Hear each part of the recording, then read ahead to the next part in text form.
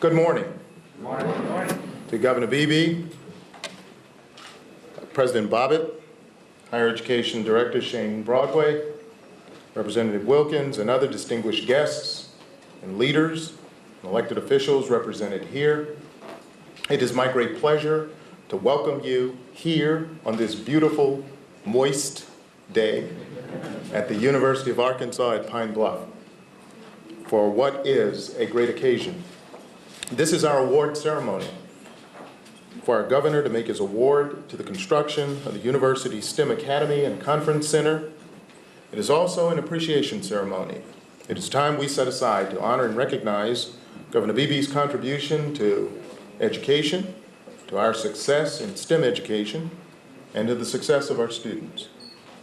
To begin our program, it is my pleasure to bring forward our Vice Chancellor for Academic Affairs and the leader of our STEM Academy, Dr. Mary Benjamin. Dr. Benjamin. Thank you, Chancellor Alexander, and good morning to all. You are indeed a beautiful audience. To the Honorable Governor Mike Beebe, to Representative Wilkins and all elected officials, to Director Shane Broadway, to President Donald Bobbitt, all other elected officials, Mr. Keith Ross, who is standing in for our physical plant this morning, to the administrators, the faculty, staff, and students of the University of Arkansas at Pine Bluff, to all community supporters who have joined us for this very important occasion. I want to say welcome. And as we get started, because this is all about STEM, you can see our brochures, our banners, and what have you. I want to ask all of the STEM students to please stand. All of the STEM students that are in the audience.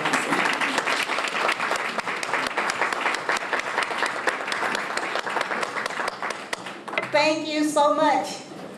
You have just seen the faces of the leadership and the people that will join the workforce in STEM in the near future. Today is a bright and exciting day for the University of Arkansas at Pine Bluff STEM Academy. It is a bright and exciting day because, first of all, of the show of support that we have here for the work that we are doing in the area of science, technology, engineering, and mathematics. Our goal is to ensure that the United States of America will have a well-prepared and diverse STEM workforce. Today is also exciting because it is an acknowledgement of teamwork. Teamwork among those STEM students that you saw stand. They studied together, played together, and in 2012, they maintained an 87% retention rate. I think that deserves a round of applause. It is also an acknowledgement of teamwork between state and federal agencies. Today, we have acknowledgement of state involvement, and we have received funding from federal agencies, all designed to help increase the number of STEM graduates to help propel and keep safe the United States of America. And today is extraordinarily special because we have the leader, the top leader, for the state of Arkansas, coming to grace us with his presence and to honor us with a very special award. We extend thanks to all of you who have worked to make today possible. And I won't start calling names because it would take too long to do that. But we thank you for your support. And because of your support and embracement, we promise you good stewardship. We promise you an outstanding facility where these students will study, grow, and join the professional leadership in the area of STEM, technology, engineering, and mathematics. Thank you so much for being here. Thank you, Dr. Benjamin. Next, we're going to receive an update on the construction of the STEM Academy and Conference Center. Here this morning to do the honors is the Assistant Director for the Physical Plant, Mr. Keith Ross. Mr. Ross. Good morning. Good morning. Our update for today is, at this point, we are at 35% total completion on the project, and we are ahead of schedule. Substantial completion for the academic center for the STEM project. The predicted date is April 2014. The conference center will start next semester with a predicted substantial completion date of late summer 2014. At this time, we are within budget for phase 1 of our project, and we have used a total of 47% minority and local contractors on our project. We also are accident and injury-free since the very first day that we started on this project.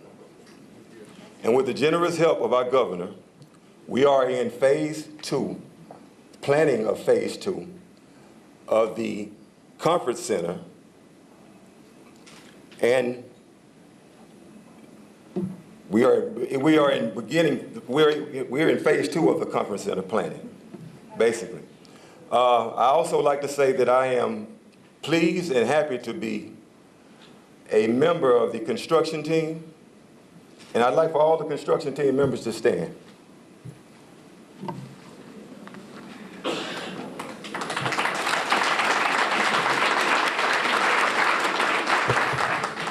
Thank you. Thank you, Mr. Ross. At this time, it is my great pleasure to bring to the podium a man who needs no introduction, but it is a champion of education in the state of Arkansas. Please join me in welcoming the governor of the state of Arkansas, the Honorable Mike Beebe.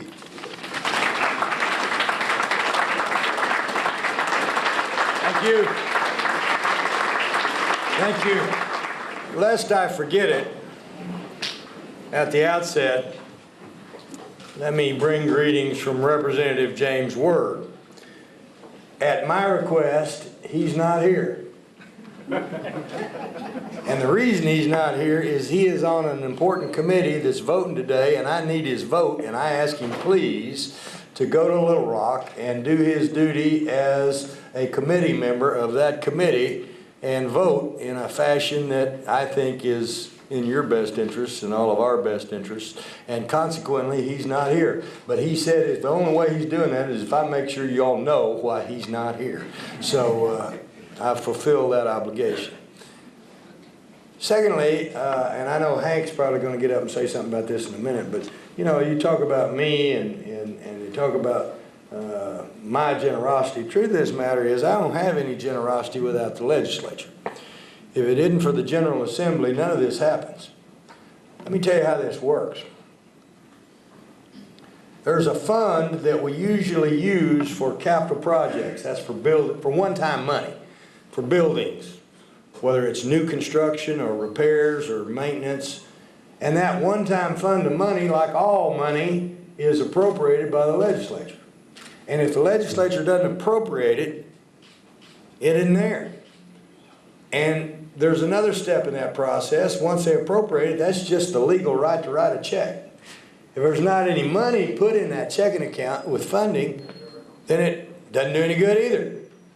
And so they give me some of that money. Now, they keep some of it for themselves.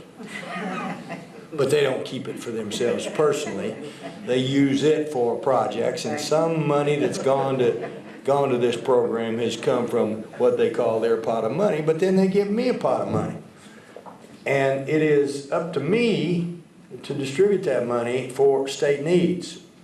And as I was talking to the Chancellor earlier today, there are very few state needs that are unmet as much as higher education's facilities needs.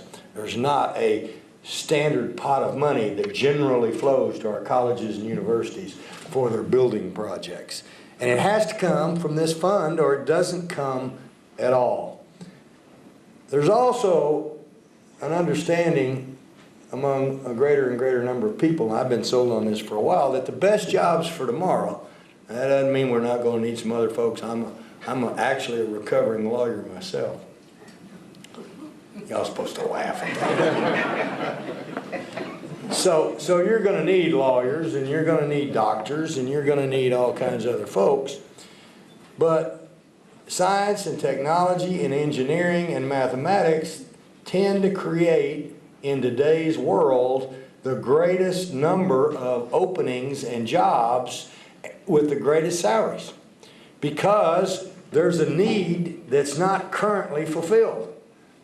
So the future, if you really want to start picking and choosing where you want to live, where you want to work, who you want to work for, and how much money you got to make, is enhanced if you have those skills that are generated from degrees in one of those areas. That doesn't mean that you're not going to have opportunities in other areas, but the greatest number are in STEM. And so it's important that we proliferate our STEM opportunities and encourage as many young people as possible to go into those fields. Now, I'm going to confess some hypocrisy here. I hated math, okay? And I wasn't any good at it, probably because early on I got afraid of it and never got over that. And part of our challenge is to convince people at an earlier age not to be afraid of that stuff, not to be afraid of science, to embrace some of those things that we might not otherwise embrace, because we need you. I'm going to quit before long, and I expect somebody else to be paying all these bills. And if you're paying the bills, that means you're making the money. And if you're making the money, it's because you got a good job, and you got a good job because of education, and the education that's most sorely needed is in the STEM area. And we have a huge disparity in Latino and African American population in the percentage of folks going into STEM. That's why you're so important. That's why when you all stood up, it fills a need that is not otherwise filled. So that's what we're here today for. We're here to celebrate. Now, a building's just a building. A building is only made by the people inside that building, whether it's your professors or whether it's the students that are actually using it. There's no reason for a building on this campus at all, except for the students. That's why we're here. But it's hard to teach you in a tent. And it's hard to teach you without the equipment. And it's hard to teach you without those facilities that enhance the chance to learn.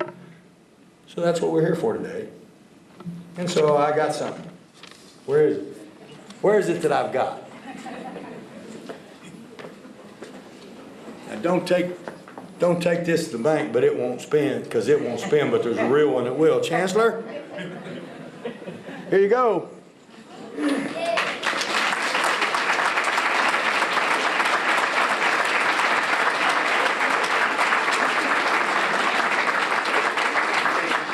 So, if you get a chance, thank Hank, thank all of his cohorts in the House and in the Senate.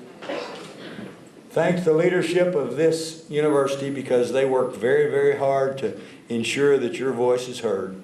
And once in a while, I'll take a thank you too. So, congratulations to everybody. Thank you. Let's have another round of applause for our governor, Governor Mike Beebe. Thank you, Governor, for also letting me know that you too are a part of the Recovering Lawyers organization. I am a member. At this time, we'd like to recognize some very special people who have come to join us for this great occasion. We're honored to have with us a number of folks. I'm going to ask Representative Hank Wilkins.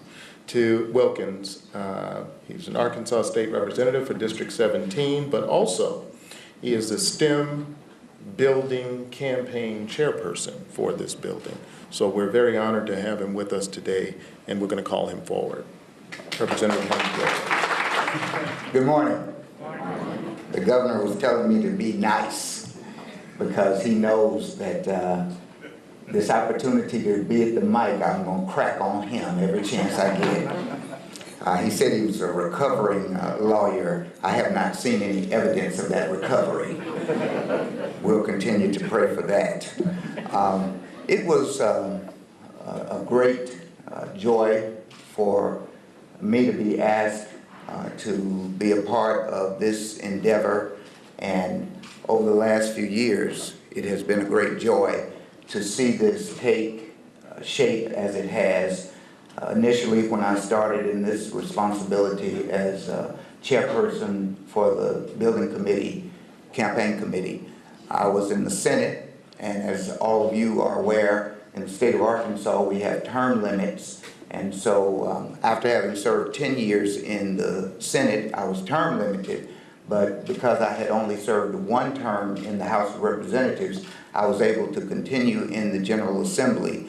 And I'm thankful for that opportunity, because that opportunity has given me the chance to do some additional things to assist in the work here at UAPB, and the work that I know is going to make a difference in so many people's lives, because UAPB will benefit, you as students as well as faculty will benefit, and it will be helpful to Southeast Arkansas as well as Jefferson County and Pine Bluff.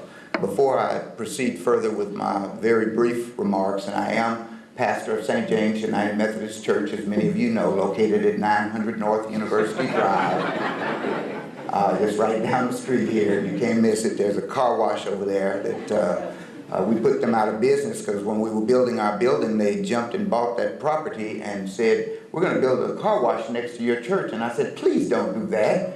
And they said, yeah, we're going to do it. I said, no, don't do that. They wouldn't listen to me. So I said, well, we're going to pray about your car wash. And so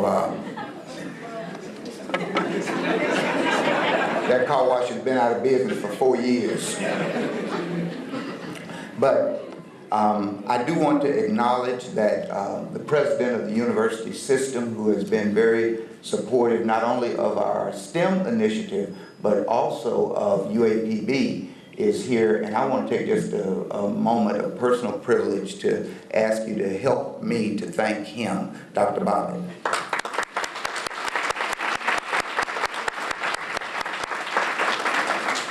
Dr. Beebe is Dr. Alexander's boss, and I heard the two of them in the hallway just talking earlier, Governor. They decided that the little check that came in the mail that has already been deposited, they're going to leave that there, and they're going to get together and go over to the bank with the big check and see what they can get done with it. So we're looking forward to that. You know, we'll multiply the bread and fish. Somebody say amen. When Dr. Alexander got up, he said, welcome on this moist day. Then Dr. Benjamin got up and she said, welcome on this bright day. Now, since we're talking to STEM students, I recognize that some of you might say, well, those two terms are mutually exclusive, but they really are not. You can have a moist day and it can still be a bright day, because even if you don't see the sun shining, when a check for $750,000 gets presented, it is a bright day. Somebody, come on.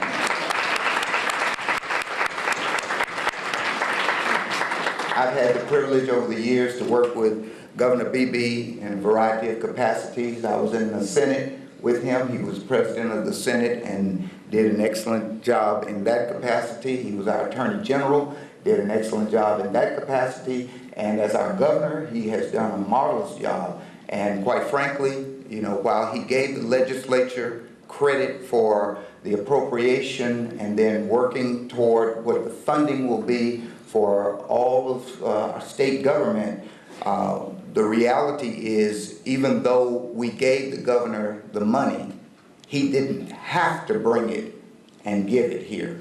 So, having said that, would you help me again to say thank you to our governor?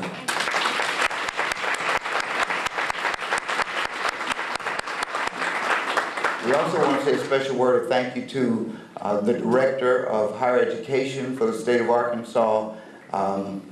Many of you that I know personally, you know I'm always saying that I'm 39 years old, but I'm probably going to have to change that because having worked with Governor Beebe nearly 20 years ago, I started working with him. That would have put me in my teens in the Senate.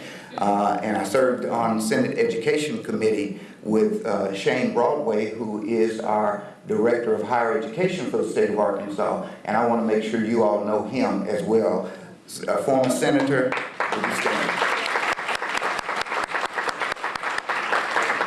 I don't see any other of our Arkansas legislators from either the House or the Senate present with us right now. However, I can verify what the governor said because at a meeting on this past week over in West Memphis, former State Senator Jay Bradford, who is our Commissioner for Education, walked up to Representative James Word and myself and demanded that we be at a meeting in Little Rock at the Capitol this morning.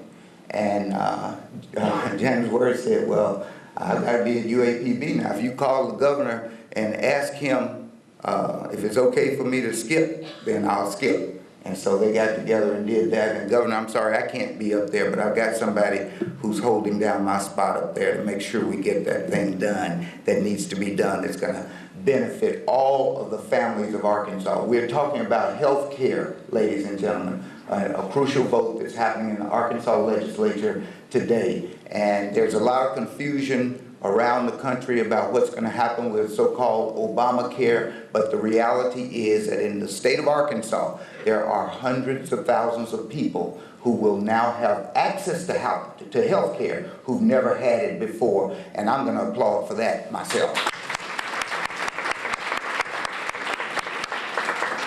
Now that I've done my preliminaries as a pastor, I will take my text and proceed to preach.